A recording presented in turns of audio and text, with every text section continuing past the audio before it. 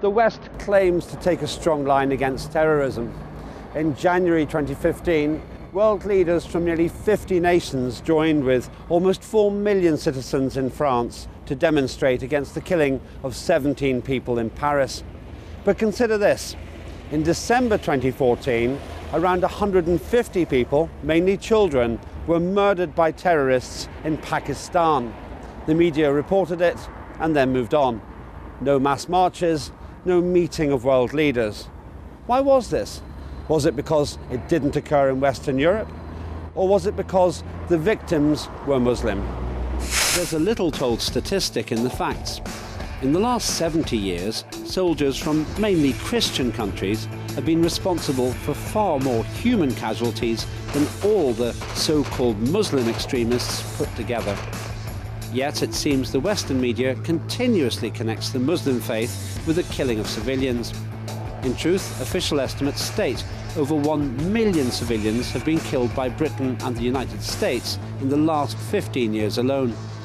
Yet the media rarely accuse Britain and the United States, both Christian countries, of terrorism. So why did the murders in Pakistan not attract more media attention?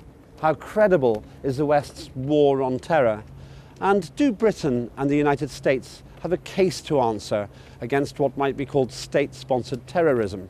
These are the simple questions we sought to answer. And we began by inviting the public here in London to guess whether soldiers from predominantly Christian countries, or so-called Muslim extremists, had been responsible for the greater number of civilian deaths across the last 7 decades, and which of these groups had experienced the greater negative publicity. Here's what they said. I would say soldiers from allegedly Christian countries, but the publicity we get is more aimed against Muslims.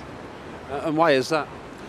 I think it's really about control, that the West wants to continue to control all the kind of assets that it's had in the past, whether that be oil or land, or just that kind of generally to be in control of society. I would think that the western part killed more people, more civilians, but covered more it was from the extremists recently in the last couple of years, especially since 9/11 in America, but all over I would say it's the western people. Who gets the worst media? Would you say the Western people or the Muslim extremists? Oh, certainly the Muslim extremists. Which group has killed more civilians in the last 70 years? Soldiers from ostensibly Christian countries or the Muslim terrorist groups across that time? Probably Christians. The Christian soldiers? Indeed, yeah. Why do you think that? Numerical terms. Yeah, numerical terms, yeah. Why do you think that? The sheer scale of bombing and military operations. Which gets the worst press? Probably Muslim press. Yeah. The soldiers from the mostly Christian countries. And which gets the more negative press? Those soldiers or the Muslim extremist groups? The Muslim extremist groups. And why is that, do you think? I think it's partly propaganda. I think it's partly newsworthy because it's affecting our army personnel on the ground, and therefore it sells newspapers.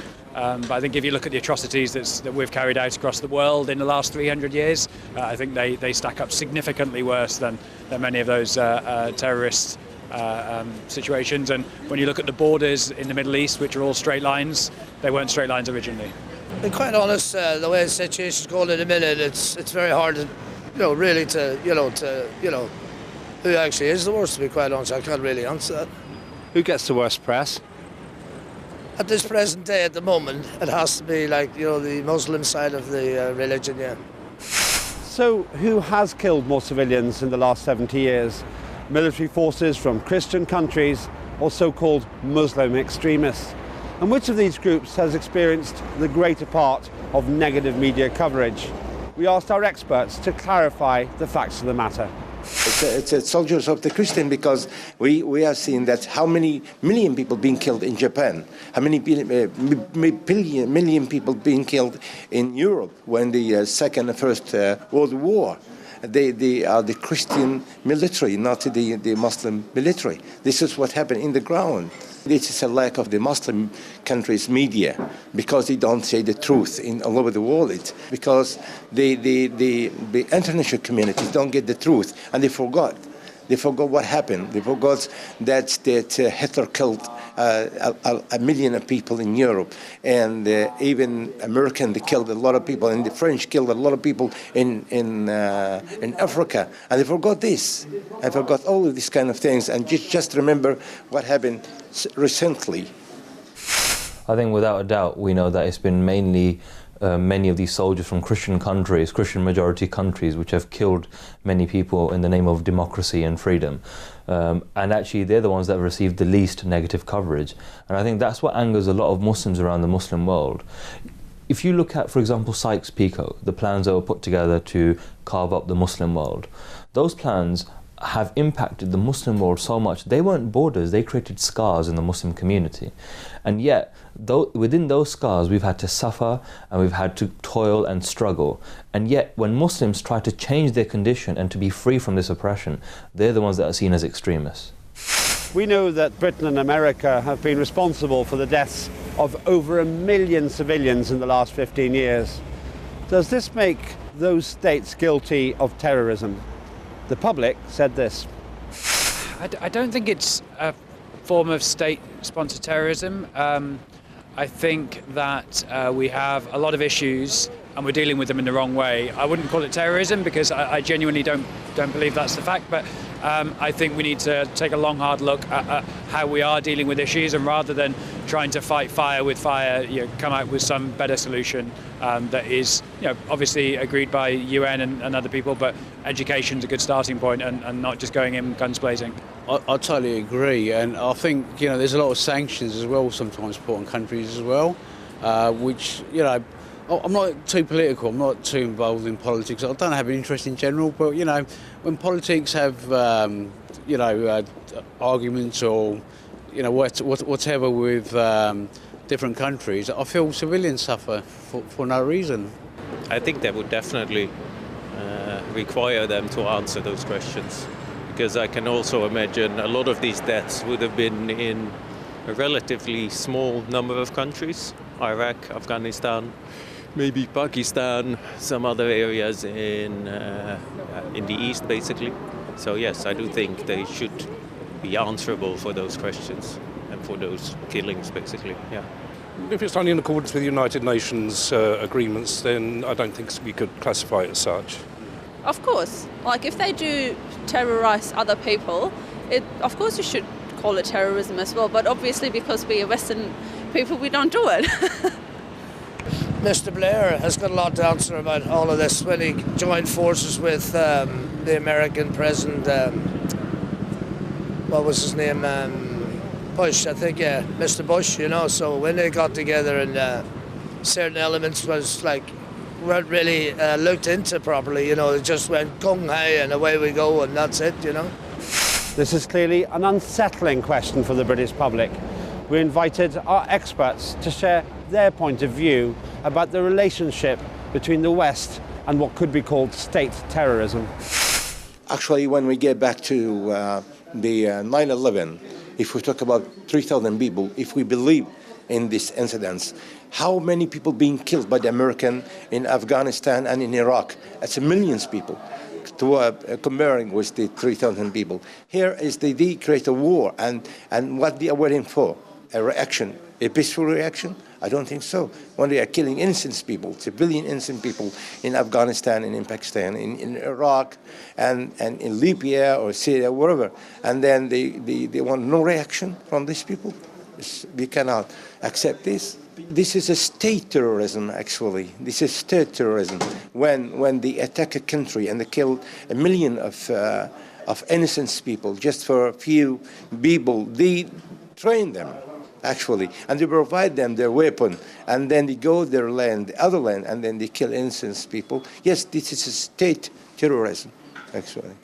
Britain and America are guilty of terrorism. It's just that one person does terrorism in a suit and the other one wears a traditional Arabic dress. And that's the difference, because if you look at the actions of America and of Britain and what they have done over the last 15, 20, 30, 50 plus years to the Muslim world and people around the world, it would be classed as terrorism.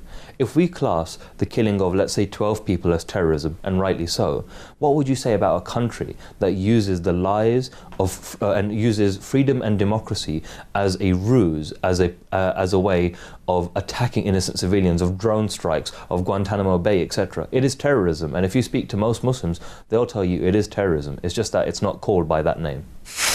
When 17 people were murdered in Paris, millions marched in the streets and were joined by dozens of world leaders. But when over 100 children were murdered in Pakistan, there was no mass march, no meeting of world leaders, and comparatively little media coverage. Why didn't the West come out in force to demonstrate against those murders as they did in Paris? We put that question to the public. I think it's just how local the media is and how easy it is to get a photograph. We see that all the time in the media, and my children comment on it. You know, why is a death in this country more significant than a death overseas? And frankly, it's not. That's about news rather than significance. Probably because the French were keen on getting it out in the press, where, you know, in Pakistan they're maybe not that proactive. I think it must be because of the bias of the Western press. As an English person, it does strike me as sometimes strange that, you know, in terms of numbers, we focus on a very small number of people when larger numbers are killed in lots of other places in the world. I think there's very much a feeling of us and them. And these people are like us, they're the same colour as us, they may not necessarily speak the same language, but there's a kind of common understanding. We are Western Europeans, and even if you look at the American people, they've got a very similar Western European kind of approach to life in many, many ways. And I think that's, people tend to just not look at what the cultures or the histories of other people are. Well, that's a very difficult question, but I think it is because most of the news and most of the news we hear here is being published by press that is based in the West. So from our point of view, it's, I think, largely a question of our people or our society being heard, as opposed to them over there somewhere in a faraway country that many people have never been, might not even know anybody who's been there because they're also not really on the kind of tourist trail.